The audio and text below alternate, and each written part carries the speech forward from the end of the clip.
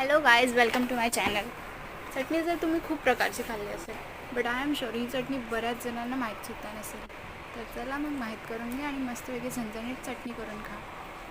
त्यासाठी काय करा, 2 कांदे घ्या, 2 टोमॅटो, त्यात जरा लसूण, जिरा, मीठ आणि जाडं लाल मिरची पावडर 2 ते 3 चमच मिक्सरमध्ये टाकून वाटून घ्या मस्तपैकी बारीक.